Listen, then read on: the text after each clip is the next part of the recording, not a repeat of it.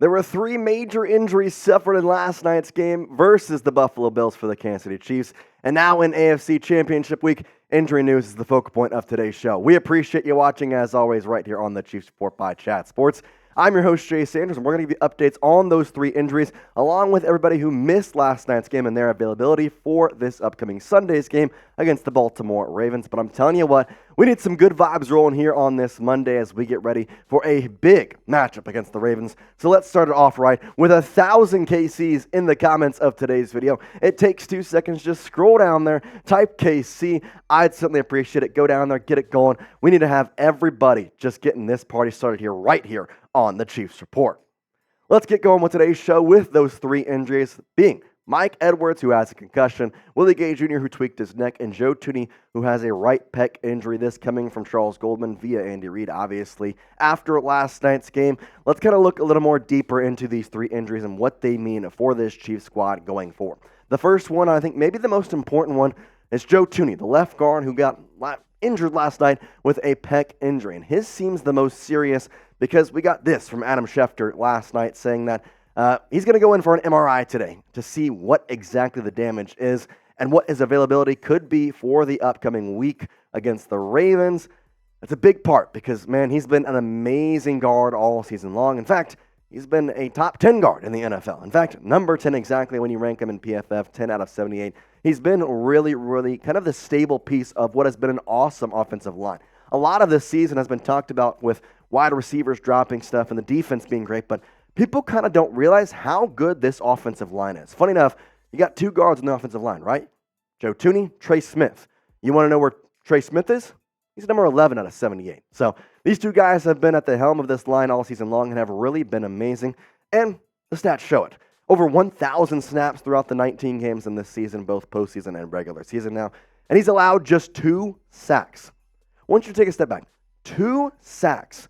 This guy is a legendary guard, and ultimately, he would be a huge loss if you cannot have him out there in this upcoming game against the Ravens. His PFF grade 74.3. The way to look at that, add 10 points. He's at around B+ area. His pass blocking, though, 83.4. This guy has been really good, and on top of which, he's not like Jawan Taylor, who can block great, but gets a lot of penalties. Guess what? He's all right, though. Joe Thuney is a huge piece to this offensive line, and honestly, in some ways, I would say he is right below Creed Humphrey. If you look at how much this line has in terms of importance, I would say the first guy is Creed just because he's the center. He kind of has just been there while he's at, right now, if you say Kelsey is retired, he's the best center in the National Football League. But right below him is Joe Thuney. He's been an all-pro guy and knows exactly what to do in all types of situations, and he's experienced. You have Donovan Smith, you have Jawan Taylor, and Trey Smith, who have all been great. But ultimately, if you look at Thuney, there's a reason why he has been so solid for so long up until this point.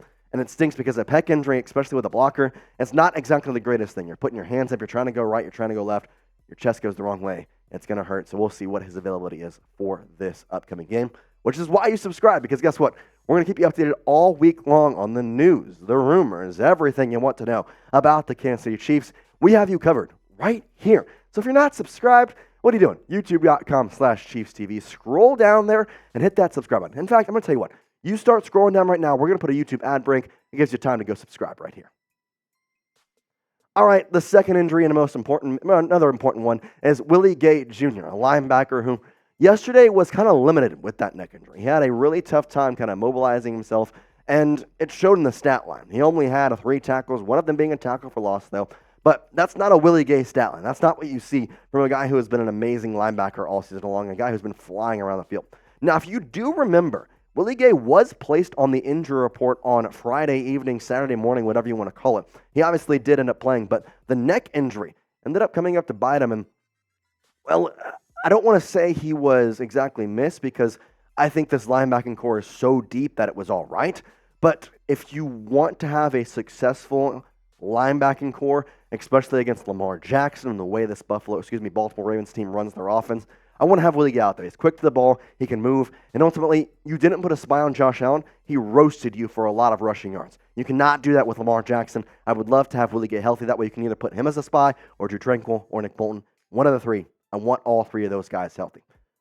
Good news, though. Willie Gay even commented this last night as he went to Twitter. He posted saying, something about the win. I can't remember exactly what it was, but a fan commented right below it saying, "Hey, Brody, you good?" He goes, "I'll be great on game day." So good to know he's in positive spirits, and it looks like he'll be all good when we come up here on Sunday versus the Baltimore Ravens. A guy that's been with the Chiefs for his entire career. Draft, I mean, he has just been a legendary guy, and I cannot wait to see him in another AFC Championship game. If you want to get some more money off this AFC Championship game, have a little fun with it, then go to prizepicks.com/CLNS and use code CLNS for a first deposit match of up to $100. Now, if you don't know how Prize Picks works and what it is, it's easy daily fantasy sports where you can turn $10 into $250 with just a few taps. You pick 2 or more players.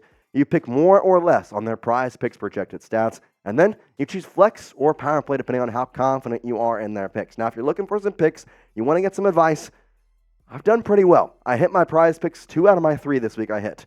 Guess what? Here's mine for this upcoming week. And we got Travis Kelce, the more on receiving yards. We saw this week against the Buffalo Bills in the playoffs. Kelce, Trav, and Mahomes. Those guys, they come together. They now have the most touchdowns combined between a technically receiver and quarterback duo. I know he's a tight end, but they overlapped Gronk and Tom Brady. They have 16. Grady and Gronk, 15. Isaiah Pacheco, 66.5 rushing yards. Yeah, I'm going to tell you, I'm going to take the over on that. And Lamar Jackson as well, 55.5. I hate to say it, if Josh Allen roasted you on the ground, Lamar Jackson is going to do the same thing.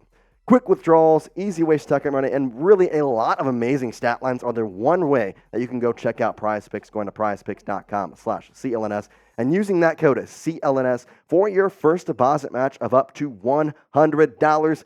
Go get it right now. Prize Picks, daily fantasy sports made easy. Let's look at this linebacking core and kind of talk more about Willie Gay and what exactly I mean and as to how important he is to this core. You have Willie Gay, you have Nick Bolton, you have Drew Tranquill. Cam Jones is on IR. His season is over, which means your linebacking group gets a little bit thinner. Obviously, Leo Chenal, Jack Cochran, been great guys in the depth role. I don't want this to get to a point where if Willie Gay can't go, you're talking Leo Chenal, Nick Bolton, Drew Tranquill as your starting linebacking 3, and Jack Cochran, the only backup. I don't exactly like that fit in a playoff game, especially the AFC Championship game. I do, however, think if we have Willie Gay healthy, and your linebacking core is Willie Gay Jr., Nick Bolton, and Drew Tranquill, I don't know another linebacking core that is better than them. The only one that I can think of, the Ravens, and they may not even be better. So let me ask you this question, because we know the answer, so I'm not even going to give you the option this time. Do the Chiefs have the best linebacker room in the NFL? Type Y for yes, type H for hell yeah, because I'm telling you, they are playing absolutely out of their minds. And I'll tell you what, I want this one to go off. I want everybody to go on there and type those H's for hell yeah. So give me another break here. YouTube ad break. Go down there, swipe down, get it. It's going to be just a couple seconds, so go down there. And by the time you're back up, guess what? We'll be right rolling here.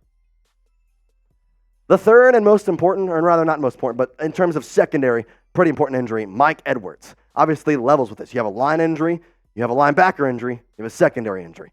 Mike Edwards suffered a concussion, and let's just say this did not look so good. It was a pass to Stephon Diggs, which, funny enough, Stephon wasn't going to catch.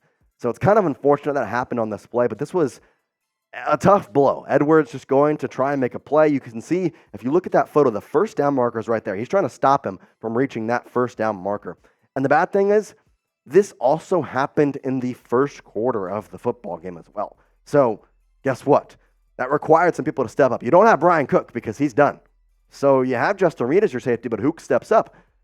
Well, Nick Bolton stepped up as the linebacker, but guess what? We also saw Shamari Connor pop into an amazing role. We saw him in the preseason, and if you've been watching us all year, you know how much love I have for Shamari Connor. He's been playing absolutely great in the times that he has been out there, and, well, he got his chance to shine against a pretty good Buffalo Bills wide receiving core and Josh Allen, who we know can burn a lot of people. He had 10 tackles, 8 of those being solo. He had Justin Reed, the other safety, who had 1 tackle for loss, 8 tackles solo, and 11 tackles. And the leading tackler, Nick Bolton, 13.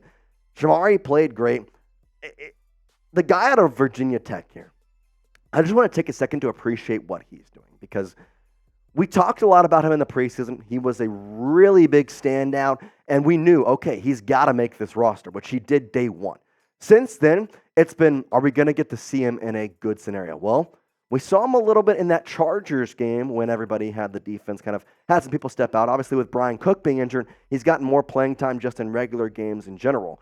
But I just think it's really incredible the way that Brett Veach has been able to scout secondary players. Trent McDuffie, L'Jarius Sneed, Shamari Connor now. He got Mike Edwards off of the Tampa Bay Buccaneers. Brian Cook has been an amazing ad. He just knows how to do it like anybody else. And I know we give Brett Veach a lot of crap for not making trades, for not doing this, for not doing that. You got to give it to the guy. He has an eye for a defense. He knows what he's doing. And people forget, where was Isaiah Pacheco drafted? Late rounds. He was a key piece last night. Let's look at some of the other inactives versus the Bills last night and kind of talk about their availability coming up for the AFC Championship game. Derek Nottie, Sky Moore, Kadarius Toney, Justin Ross, and Wanya Morris all did not play in yesterday's game. Felix Anudike-Uzomah was also out, but he hasn't really been that key of a guy, so didn't want to put him on the top 5 here. I think these are the most important ones. Nottie hopefully should be back. Obviously, given it's Monday, we don't have any updates on him just yet. We'll keep you updated, though, throughout the week. Sky Moore, I think he'll be back. I don't know if I want him to be, but I think he will be. Then you have Kadarius Toney and Justin Ross. Ross with the hamstring injury, even if he does play, I don't know exactly to what extent he'd be used. Toney's been a game day decision for the past 2 weeks. He could play. And then Wanya Morris, I want him, especially if you don't have Joe Thuney. Could be a good guy to have on the depth piece. It's all hands on deck this Sunday. Ultimately, I think up until this point, it's been let's be safe, let's be cautious. It's the Baltimore Ravens. Everybody who has a pulse and can walk, you're on the field, or at least on the sidelines, ready to be on the field at any point in time. You got to go out there and play your hearts out, and you got to stay with everything that you want to be there. And ultimately, experience over talent. That's what's going to have to be on this Sunday's game. KC has the experience. Lamar brings the talent. Who's going to have the victory?